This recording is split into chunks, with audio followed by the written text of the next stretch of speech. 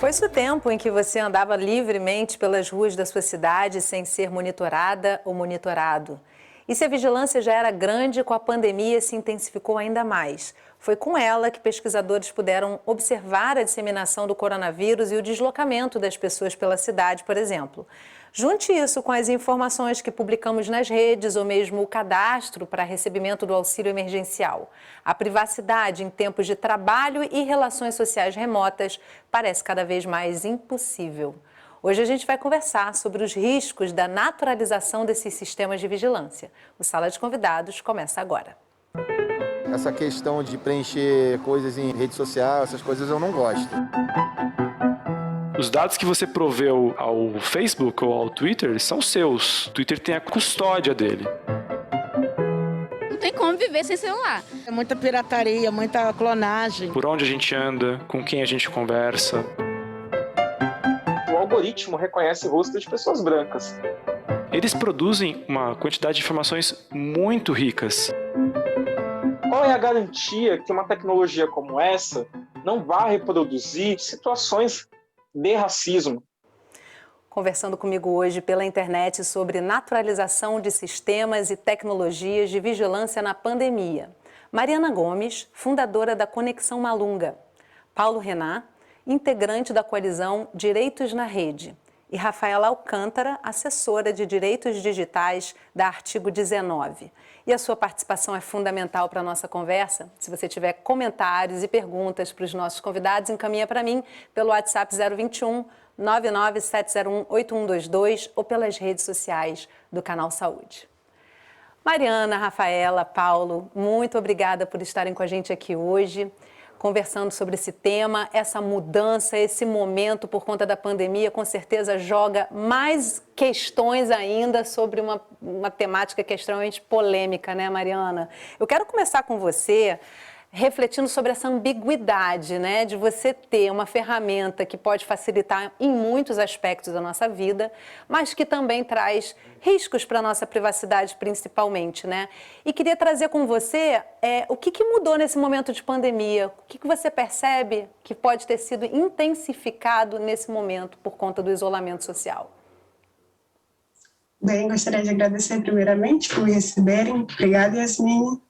Sobre a sua pergunta, né, nesse contexto de pandemia, o que a gente vive é um aumento das horas de uso da internet. Outra questão também importante é que a gente está vivendo um momento de transformação dessa tecnologia, né? Se no passado, lá no início da popularização da internet, a gente falava, né, da conexão entre computadores, depois da conexão entre pessoas, nós também estamos passando pelo processo da internet das coisas, onde os dispositivos conseguem trocar dados de forma independente, ou seja, sem a nossa mediação. E aí, as questões de privacidade para os usos dos usuários de internet no Brasil hoje estão muito vinculadas às políticas de privacidade das grandes plataformas de redes sociais, né? É importante também lembrar que a internet ela não é somente modelada a partir desses negócios de grandes empresas como Facebook, Twitter, TikTok, mas que acabam tendo a centralidade na forma que a gente utiliza. De outro lado, existe também uma necessidade da nossa população de um aprendizado sobre o funcionamento, né, das tecnologias digitais. Então, quando a gente tem, por exemplo, desenvolvimento atualmente de sistemas de vigilância em vias públicas, ainda que a gente não esteja falando especificamente da internet, a gente fala de sistemas que conversam uns com os outros, porque se trata de um avanço tecnológico que acaba retroalimentando, né, essas pesquisas. E, então, se a gente não tem uma compreensão ainda ampla sobre o funcionamento das tecnologias digitais, como é que essas decisões já estão sendo implementadas, né, na segurança pública no nosso país? Então, são alguns questionamentos importantes. Ótimos questionamentos para a gente trabalhar aqui ao longo do programa. E, Rafaela, no começo, na abertura do programa, eu citei de que forma essa tecnologia foi utilizada para que a gente pudesse monitorar aí a movimentação da população pela cidade e o impacto disso, né, na proliferação, na disseminação do coronavírus. Isso foi um benefício da tecnologia. Agora, existem meios da gente ter esse benefício sem invadir a privacidade das pessoas? Porque o simples fato da gente acompanhar essa circulação pelas ruas já nos coloca expostos, né? Primeiramente, eu queria agradecer o convite, para participar de um debate tão importante e relevante, que está na ordem do dia.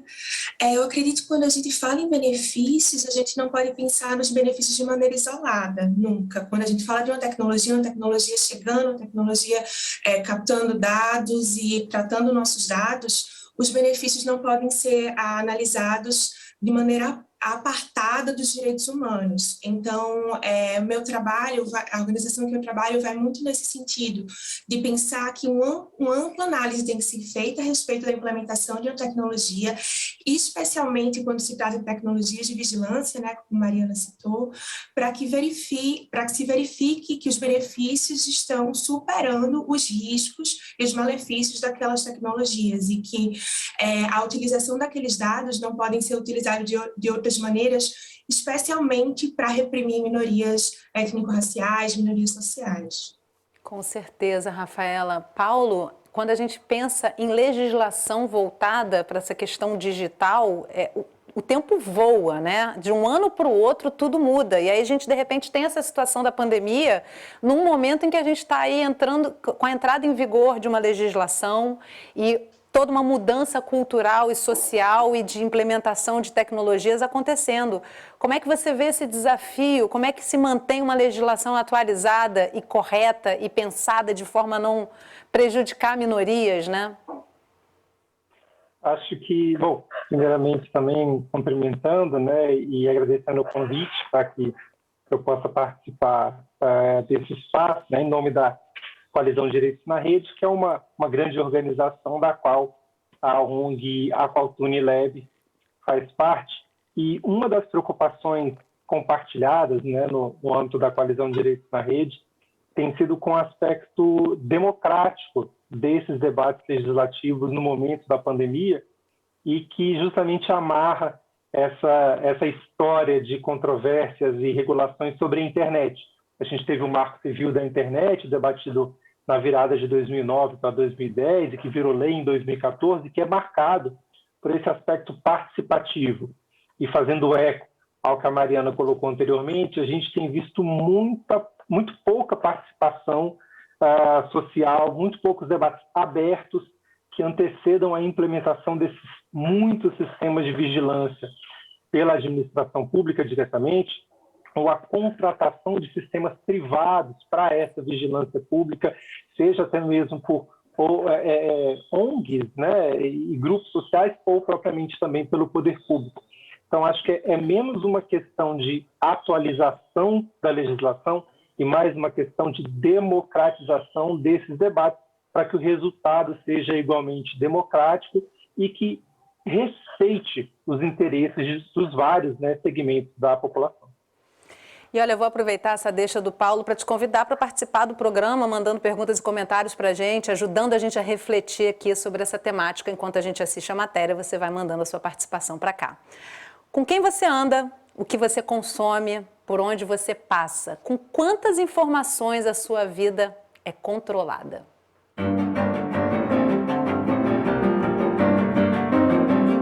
Aplicativos de entrega, transporte, supermercado e o GPS, que também não deixa o motorista ficar perdido. O uso dessas tecnologias não é uma novidade, mas elas ganharam ainda mais força durante a pandemia, impulsionadas pelo isolamento social. A pesquisa Febraban de tecnologia bancária revela que no ano passado, 51% das operações bancárias foram feitas através de aplicativos. Muita gente também teve que adaptar a rotina para trabalhar em home office. Para quem estuda, aulas remotas pelo computador ou celular. Pelas ruas não é difícil flagrar quem dá aquela paradinha para conferir as redes sociais e as mensagens no WhatsApp. E mesmo quem não gosta desse mundo virtual precisa dele. O André é taxista e para conseguir mais passageiros, ele se cadastrou em um aplicativo de táxis. Esse aplicativo a gente faz direto na prefeitura. Então, seus dados, você preenche os dados lá na prefeitura, onde ele já tem o seu cadastro, por a gente ser taxista. E quanto essa questão de preencher coisas em rede social, essas coisas eu não gosto. A Adriana adora as redes sociais, mas confessa que tem medo. Ah, meu filho, devido às falcatruas, né? Devido a essas confusões aí, é muita pirataria, muita clonagem. Não tem como viver sem celular. Aí eu tento olhar a veracidade do site que eu estou entrando, para eles não usar de forma errada os meus dados. Dados que vão além do nome, CPF, RG ou telefone. Assim que o computador é ligado, o endereço de IP diz onde a gente se conectou.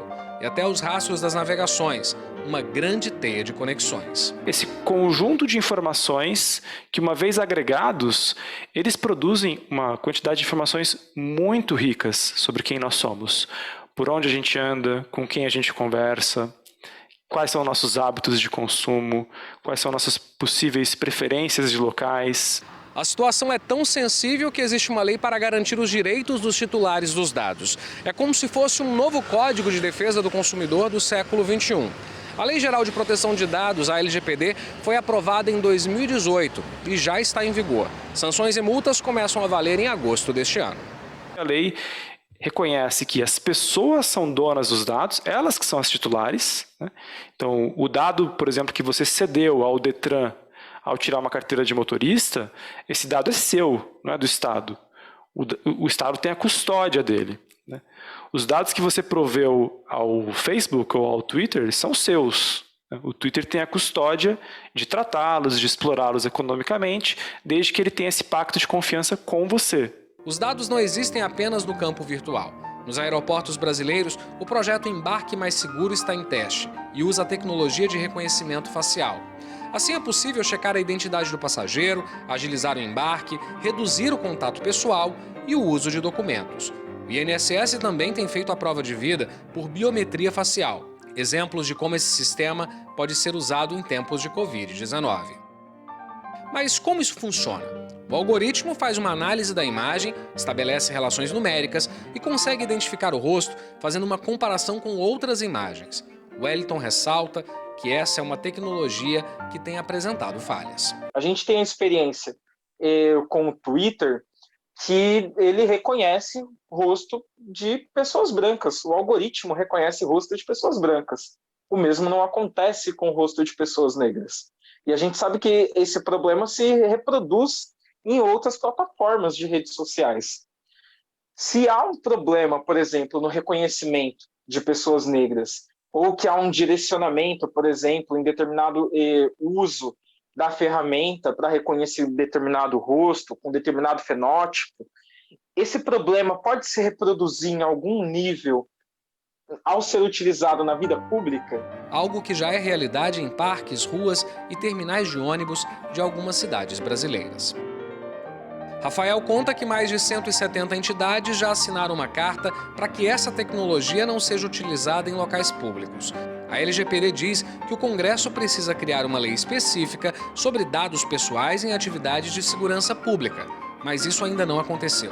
E mesmo em tempos de pandemia, é preciso olhar para os dias que virão e colocar o tema em debate. Eu acho que esse é o próximo passo. A gente precisa agora construir essa discussão no Congresso nos próximos 2 anos. Qual é a garantia que uma tecnologia como essa não vai reproduzir violações de direitos ou, no caso, especificamente, situações de racismo? O que garante que uma tecnologia de reconhecimento facial não faça um grupo específico, racialmente, pessoas negras, não serem suspeitas? Porque a gente sabe que o suspeito padrão é o preto e o pardo, que basicamente formam a população negra brasileira. Mariana, eu quero retomar aqui o nosso debate refletindo sobre essa fala do Wellington, né? Que eu acho que é a grande pergunta nesse momento quando a gente pensa em garantir os direitos, principalmente das minorias, que geralmente são as mais vulnerabilizadas e nesse momento mais do que nunca, né? Como é que você reflete essa fala dele? Perfeito.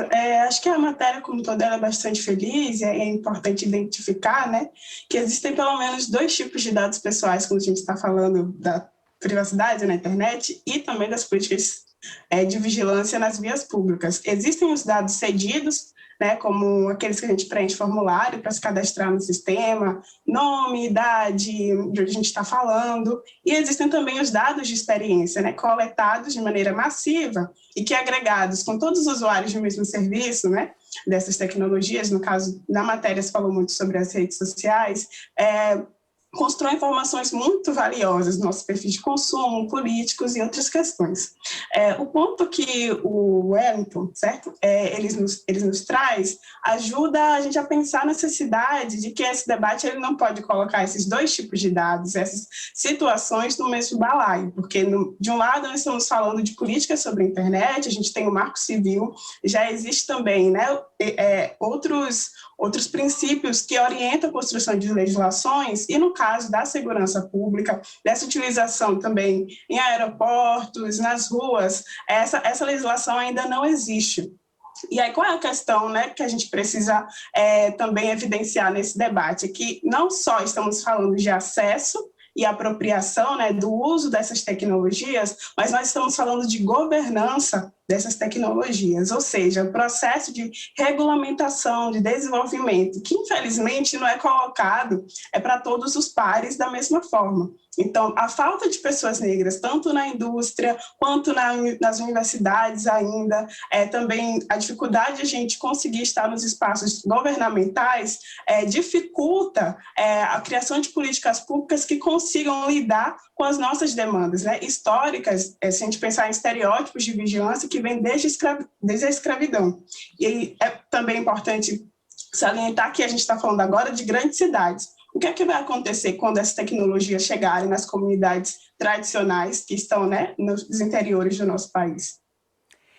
Paulo, eu quero aproveitar aí já um gancho do que a Mariana trouxe, citando o Marco Civil, e também falar da LGPD, Lei Geral de Proteção de Dados, que vai entrar em vigor efetivamente agora em agosto. Queria primeiro que você trouxesse para quem está assistindo em casa o que são esses marcos legais, né? O que eles nos dizem, quais são as limitações que eles trazem e se em algum momento eles refletem essa questão das minorias e das populações mais vulneráveis e da criminalização dessas populações, né? O Brasil, de certa forma, chega atrasado no debate da proteção de dados pessoais, que existe no mundo há pelo menos 50 anos, né? As questões começaram a ser debatidas na Europa, nos Estados Unidos, no contexto dos censos. Então, o Estado reúne aquela quantidade de dados que são necessários para o desenvolvimento de políticas públicas, né? A gente está vendo na pandemia que é necessário saber quantas pessoas estão doentes, quantas pessoas não estão doentes, quantas são vacinadas, etc. A questão é, esses dados depois eles podem ser utilizados para outras finalidades, né? O Estado pode usar esses dados para o que mais? Pode ser usado para a polícia, pode ser usado pela Receita Federal. E aí, resumindo esses 50 anos, hoje o Brasil se coloca entre os países que têm uma lei geral de proteção de dados, ao mesmo passo que o Brasil tem recentemente, né, desde o Marco Civil, uma lei para a internet. E aí é bom desfazer a confusão de que a questão dos dados pessoais, né, especialmente no contexto de dados digitais, não acontece só na internet. Quando a gente usa cartão de crédito, nossos dados de telefonia, nossas compras na farmácia, no supermercado, por onde a gente anda, onde a gente abastece, tudo isso são dados que não estão necessariamente na internet. Então, a gente tem uma lei ampla que fala dos nossos direitos como usuários da internet, que é o Marco Civil, e a gente tem agora uma lei ampla que passou a valer ano passado e que agora em agosto começam a valer as sanções, quer dizer, multa, advertência, suspensão do serviço, mas ainda falta muito, né? O Brasil ainda está atrasado. Um debate, por exemplo, que não foi concluído, é o de uma LGPD penal, quer dizer, uma lei para que os nossos dados estejam protegidos quando a polícia vai fazer uma investigação, por exemplo. Né? Será que a polícia pode pedir os dados de todo mundo que fez uma pesquisa sobre a Marielle para resolver o caso do assassinato? É esse tipo de debate que ainda precisa ser feito e, claro, né, precisa de representatividade e de mais participação das pessoas que vão ser diretamente afetadas por esse tipo de abordagem que já acontece. A gente sabe que a polícia, em muitas situações, é excessiva, é abusiva, não respeita os direitos humanos, e a gente precisa, a grande luta é para que isso não se repita e não fique pior ainda no ambiente da sociedade da informação. E, Rafaela, pegando um gancho lá da sua primeira fala, você falou da questão da transparência, né, e de toda essa complexidade que a gente tem, que a gente vê nessa fala do Paulo também. Como é que, para quem está em casa poder entender, como é que poderia ser um processo ideal de transparência na discussão desses valores que estão postos aí, né? Sim, a transparência é fundamental nesses processos, quando a gente fala de implementação desse tipo de tecnologia e principalmente quando a gente fala de tecnologias que são essencialmente mais invasivas, né, como essas tecnologias que se fala, tecnologias biométricas, né, que tem a ver com o corpo da pessoa. Pegando um gancho também com o que Paulo falou, essa questão da participação da população e da sociedade civil organizada e de especialistas na discussão e implementação das leis é fundamental, e também é fundamental ter uma participação qualificada na implementação de projetos, e falando especificamente de projetos que possam, que digam respeito à coleta e tratamento de dados em ambientes públicos, é muito importante que a população e a sociedade civil não fiquem sabendo do projeto somente quando ele for divulgado a ponto de ser implementado. É importante que todos os atores e atrizes relevantes na sociedade e que participem desses projetos, que haja consultas públicas a respeito da implementação desses projetos. A população não pode ficar à mercê de decisões da qual ela não participa. O fato de a tecnologia estar disponível para venda e o Estado ter o dinheiro para comprar aquela tecnologia não é suficiente para justificar a implementação de uma tecnologia. A gente tem que discutir se aquela tecnologia ela realmente vai atender aos interesses da população, se ela vai respeitar os direitos humanos. Uma tecnologia como o reconhecimento facial, ela nunca é inofensiva. Então, a gente tem que discutir se a implementação da tecnologia em determinado contexto não vai trazer mais danos do que benefícios. E isso a gente não consegue sem uma participação ampla da população e também sem uma transparência ampla do governo.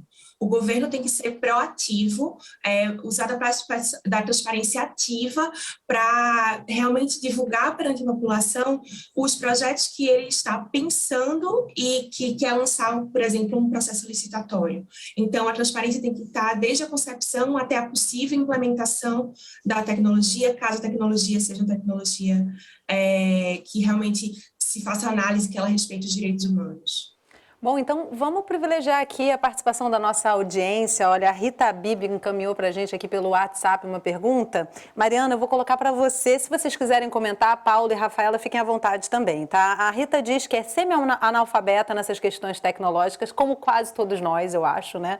E quando pergunto para o meu filho sobre o que aceitar e concordar, ele me responde: mãe, aceita e concorda com tudo. Caso contrário, você não acessa o que você quer. Estamos reféns? Mariana, quem que lê os termos e condições de um aplicativo ou deixa de utilizar um aplicativo porque tem termos e condições abusivos, né? Essa pergunta da Rita ela é muito relevante, né? Porque eu acho que é mais do que a gente ter a possibilidade, o tempo de ler e entender as políticas, né? Os termos de uso desses aplicativos. Mas as condições que eles colocam é de tudo ou nada. Ou a gente aceita, ou a gente é excluído, né, desse serviço. E no caso do Brasil, a gente está falando de uma população que acessa prioritariamente a internet através, né, de aplicativos de troca de mensagem, de publicação de imagem. Hoje, 99% dos usuários de internet no Brasil só utilizam o smartphone e mais de 50% só tem esse dispositivo como uma maneira.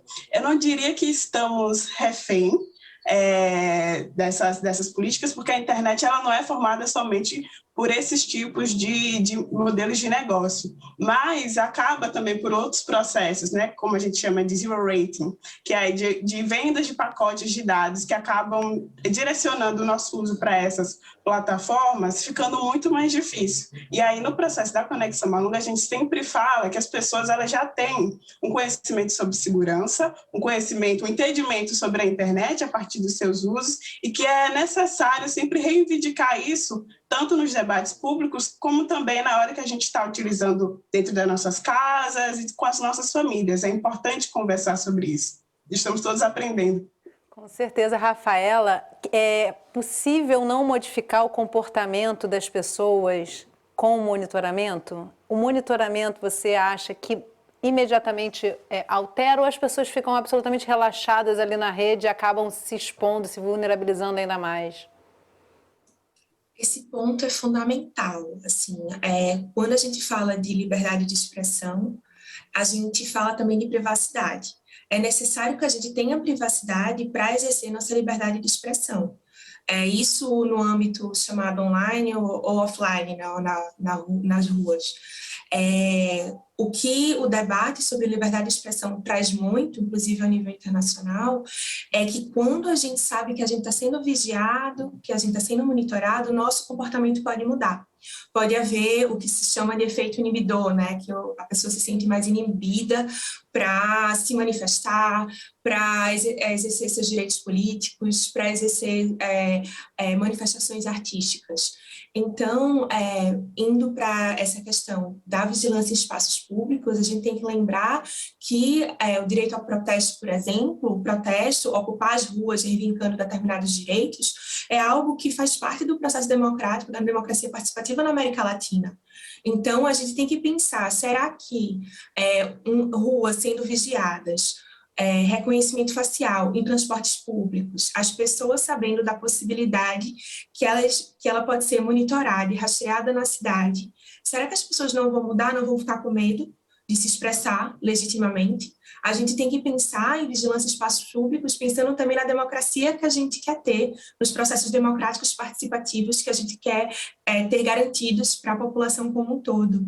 E falando de vieses raciais, é muito importante pensar que o primeiro lugar que a gente ocupa na cidade é nosso corpo, né? Se é um corpo racializado, se é um corpo que sofre discriminação de gênero, há mais riscos envolvidos nisso. Então, esse debate sobre o quanto a pessoa pode se sentir inibida em exercer seus direitos é fundamental quando a gente pensa na implementação de tecnologias. Muito importante essa reflexão, Rafaela. Bom, a gente vai fazer um intervalo rapidinho. No próximo bloco, a gente mostra uma plataforma que usa dados em benefício da promoção da equidade racial. Tudo com consentimento dos usuários. A gente já volta, não sai daí.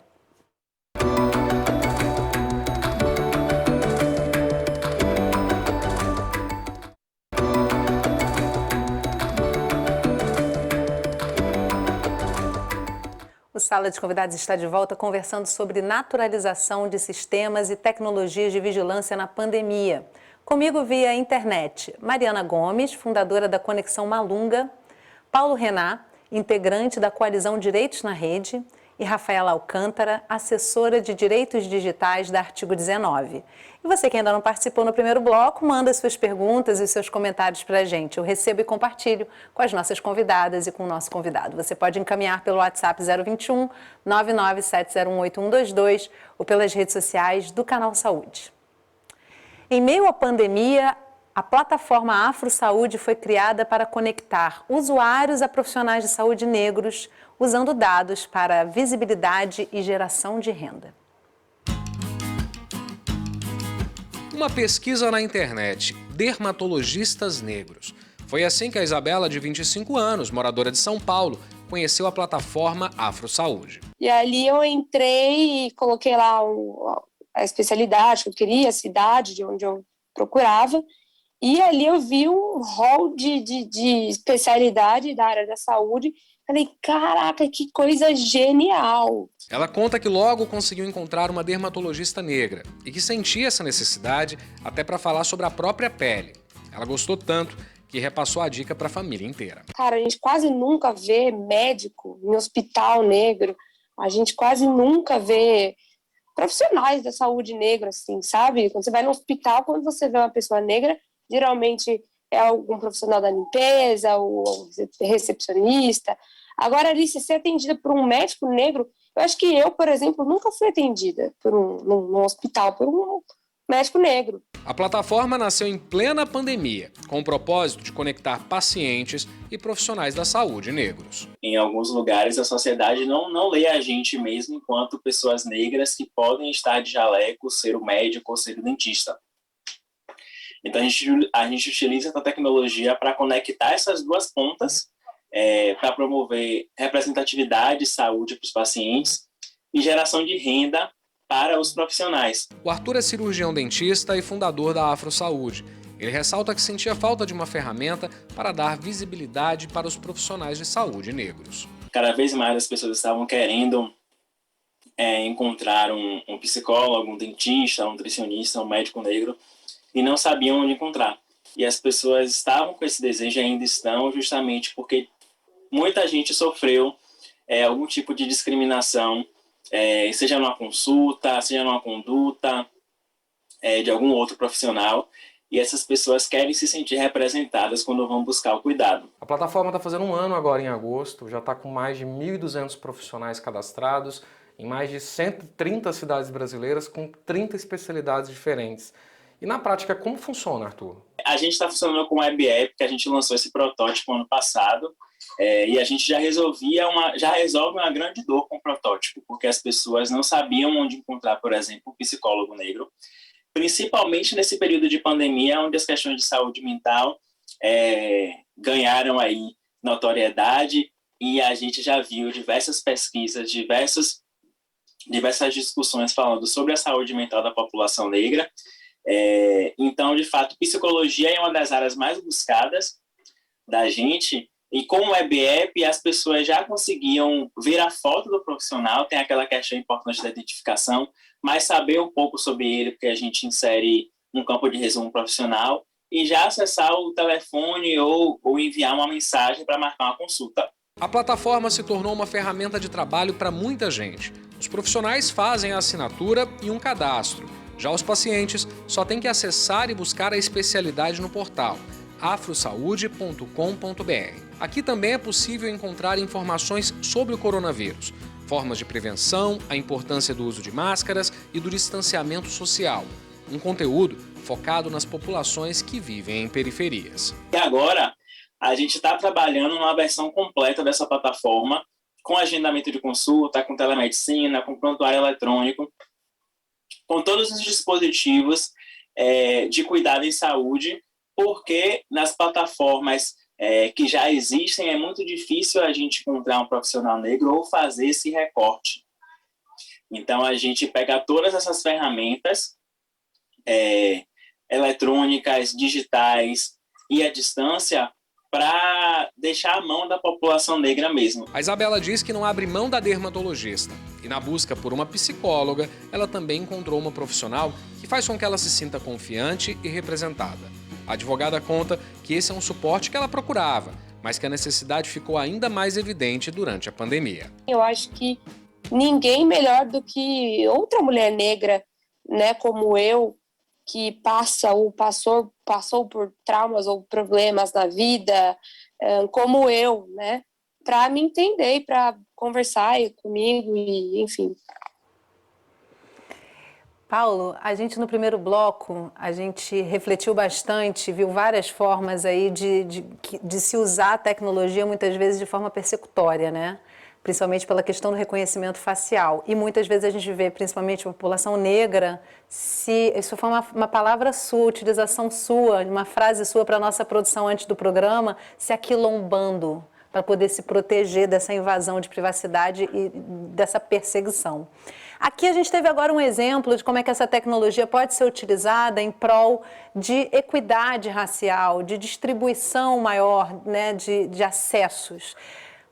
Não depende só da lei, né? A gente pode ter até uma legislação fantástica, mas se não houver ética, como é que a gente vai conseguir chegar nesse futuro, espero que próximo, em que realmente se reflete sobre esse equilíbrio necessário, né?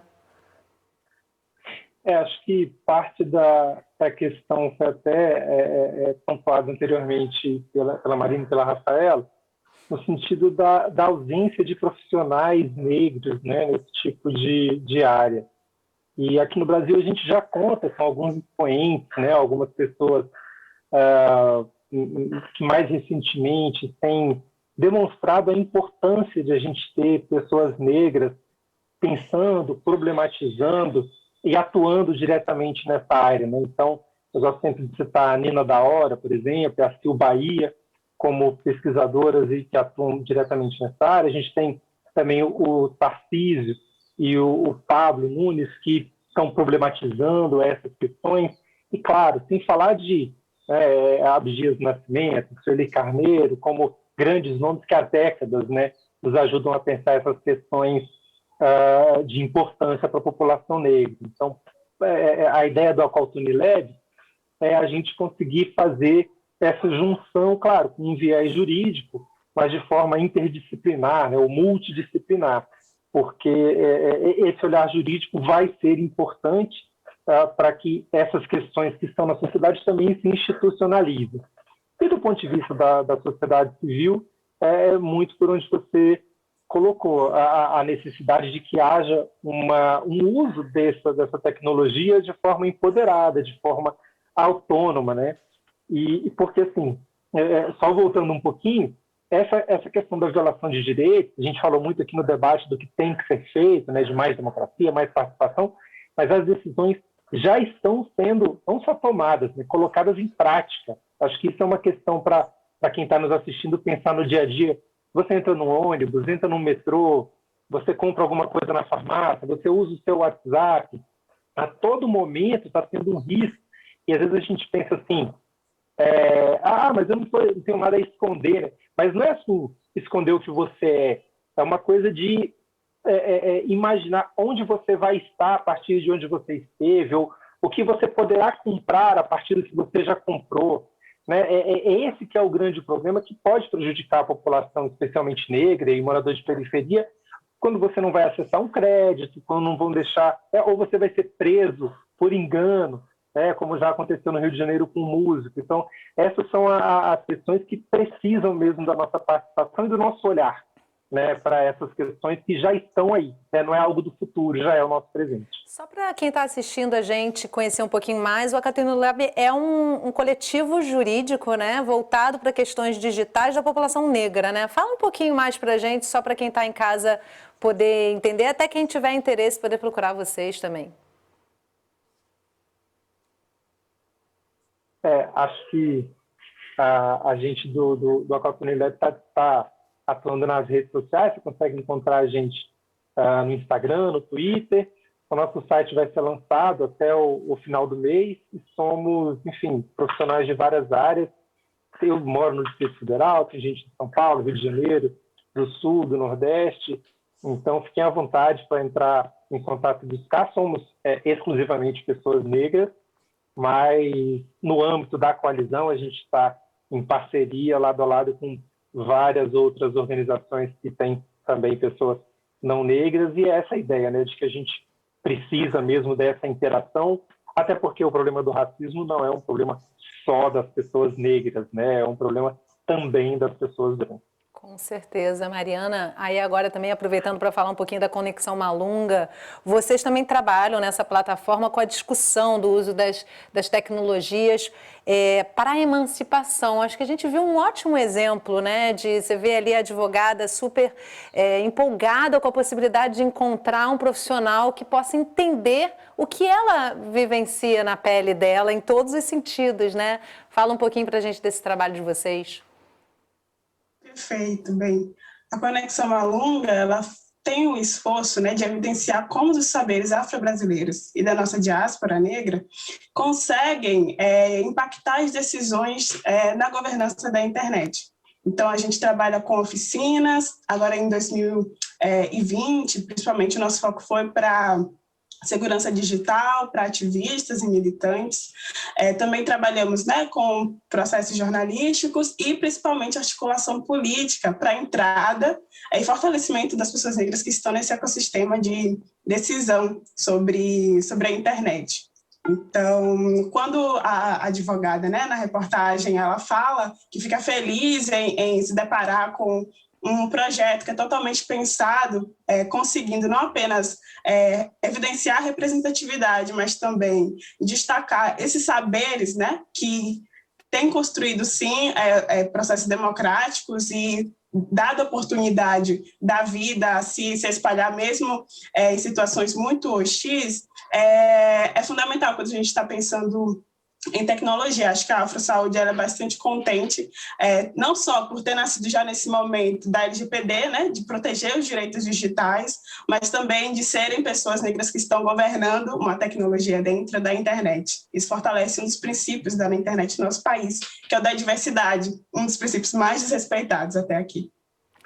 Rafaela, me chamou muita atenção quando o entrevistado fala na reportagem que a área mais procurada é a de psicologia.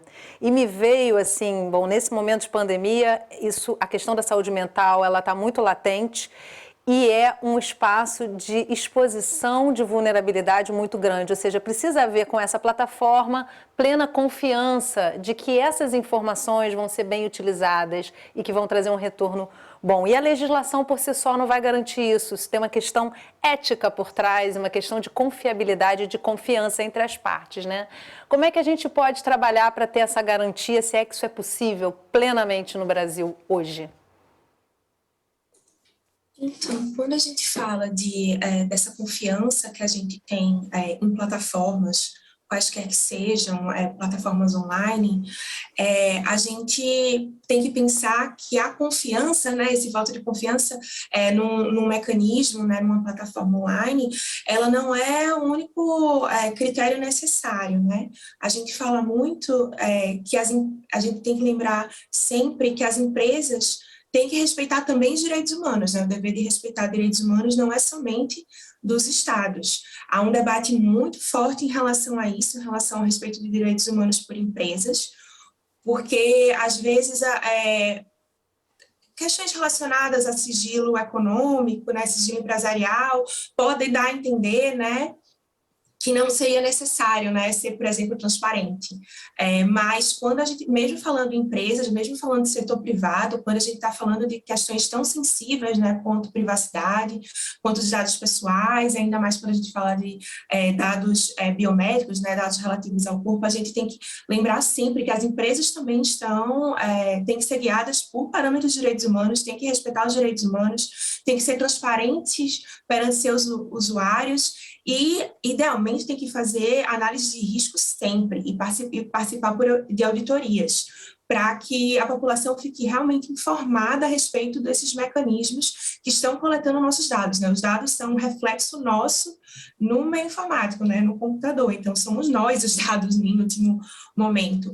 Então, é bastante importante que a gente tenha ciência e esteja bem informada a respeito de como esses dados estão sendo usados, podem ser usados, quando eles vão ser descartados, por exemplo. Então, há uma série de obrigações também que a liberdade econômica, o sigilo empresarial, não podem superar, né, as necessidades relativas aos direitos humanos.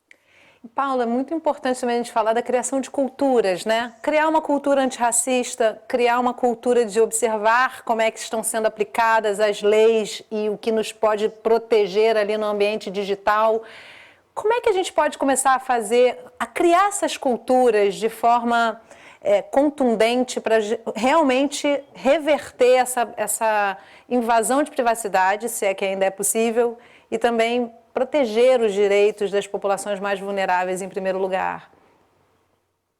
Eu acho que primeiro, importante ressaltar que, assim, claro que a gente vive num contexto de respeito e violação à privacidade, mas nunca abandonar a ideia de que esse direito existe e ele é necessário.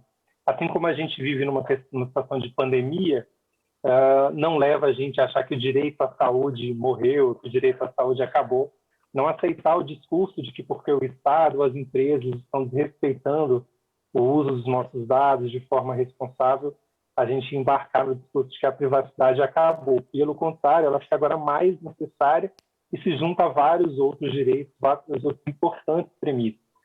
E é um lugar comum na comunidade técnica entender que questões como segurança ou privacidade dependem de um tripé, de que você tenha regras, de que você tenha cultura e de que você tenha meios, né, sistemas, mecanismos para que ela seja implementada. O Brasil agora conta com algumas regras, né, começam a ser construídos alguns sistemas e a cultura é também necessária. Não tem uma fórmula, para a gente construir essa cultura, mas a gente, programas como esse, né, e as discussões que é artigo 19, que o Aqualtune, enfim, diversas organizações, a gente viu o Data Privacy na reportagem, todos esses debates, todas essas contribuições que vêm acontecendo fomentam essa cultura, né? Recentemente, por exemplo, 200 organizações de todo o mundo se colocaram a favor do banimento do reconhecimento facial na segurança pública e em espaços públicos de maneira geral, justamente porque a gente não tem escolha, né? Não dá para eu dizer, não vou entrar nesse metrô, ou não vou usar esse ônibus porque ele tem uma câmera que vai me reconhecer. Então, é com esses debates que a gente começa a circular esse incômodo, né? Aquela pergunta lá sobre o que eu faço, né? Aceita tudo? Eu acho que assim, soluções individuais não vão mesmo resolver esse problema, porque a gente precisa começar a pensar soluções coletivas, né? Daí a importância desse aquilombamento e de a gente formar essas redes e de a gente começar a discutir. Teremos eleições ano que vem, por exemplo, né? Cabe sempre uma pergunta para os candidatos, por exemplo, né? Especialmente do legislativo, o que eles pensam sobre essas questões, o que eles pensam em proposições. Acho que a gente vai construir isso, não é do dia para a noite, é mesmo uma mudança de longo prazo. Mariana, quando a gente vê a matéria, né, reportando ali o Afro-Saúde, eu acho que é um caminho realmente para se construir uma cultura antirracista, né? Você começar, como disse a advogada ali, a colocar o negro nesse lugar do atendimento à saúde, do médico, do próprio advogado, enfim, colocar essa população também como uma população que pode, sim, servir a esses espaços, né, e chegar a esses espaços. E aí, como é que você vê a perspectiva de futuro? Porque a tecnologia também nos proporciona isso, né? Nunca se discutiu tanto esses assuntos como a gente está vendo agora, né? A questão do racismo, a questão do machismo, das violências. Como é que você percebe o futuro dessas discussões? Bem, eu acho que a gente ainda tem muitos processos de entendimento do nosso país, da história do nosso país, para poder dar conta das questões que têm surgido. Porque, infelizmente, né, as pessoas negras, as populações indígenas, as pessoas LGBT têm sido historicamente excluídas dos espaços de debate. Então, a gente não consegue estar tranquilos para trocar os conhecimentos que nós temos acesso, porque somos dessas populações, na tomada de decisões. Eu não quero ser pessimista, mas a gente está falando de um processo que é sobre vida e morte. Então, o debate da tecnologia ele não pode só ficar mais num campo determinista e também super técnico, né? Porque a gente está falando de investimento nas perguntas que importam. Então, investimento de dinheiro, de tempo, de conhecimento. E se o ecossistema, né, hoje de governança das tecnologias no nosso país ainda não se compreende e continua excluindo as nossas presenças, né, fica um pouco difícil. Então, acho que esse processo ele tem que ser mesmo de produção de estratégias de inclusão, que infelizmente o cenário que a gente tem ainda tem impedido, porque nós, quanto população negra, população também indígena, nós já temos esses saberes. Então, é isso que eu penso, a Afro-Saúde, ela representa uma dessas possibilidades.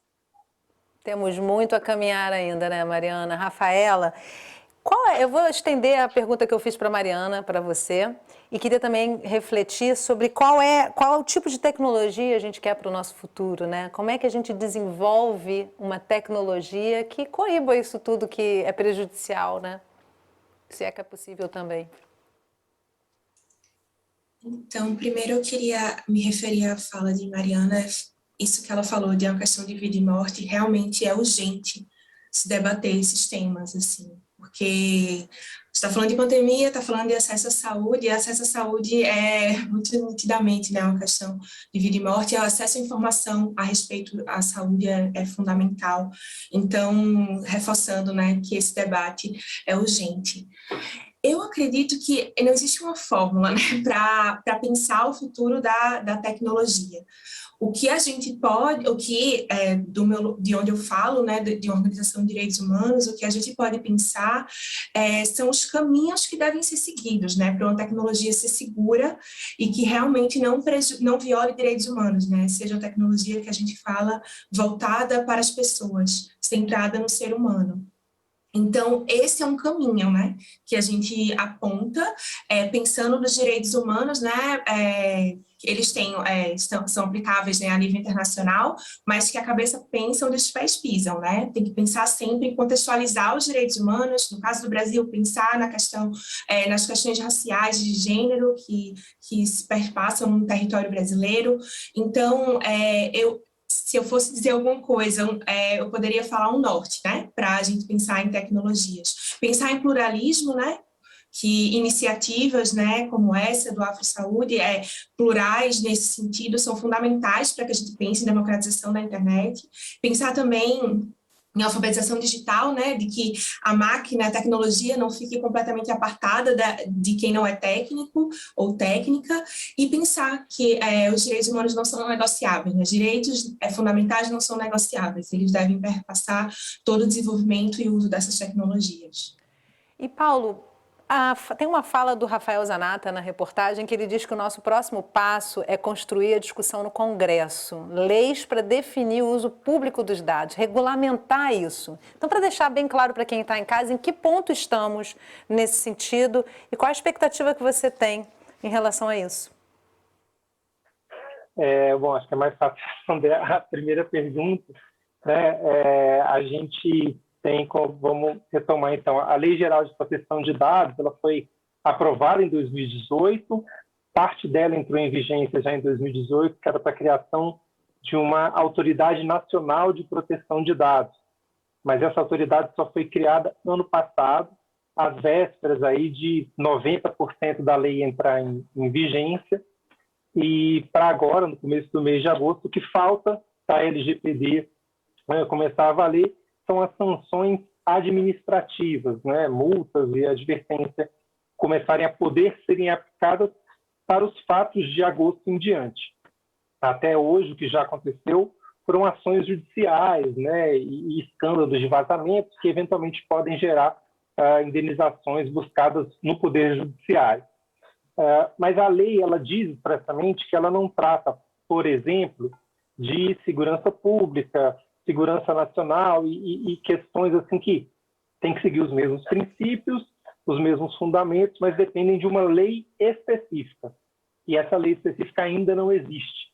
Ela está em debate, um grupo de trabalho se organizou pelo Congresso Nacional, de especialistas, aí abre um parênteses, né, com ausência de representatividade negra e de moradores de periferia, mas o grupo de trabalho fez um anteprojeto para a LGPD penal, como esses dados vão ser utilizados nesse ano.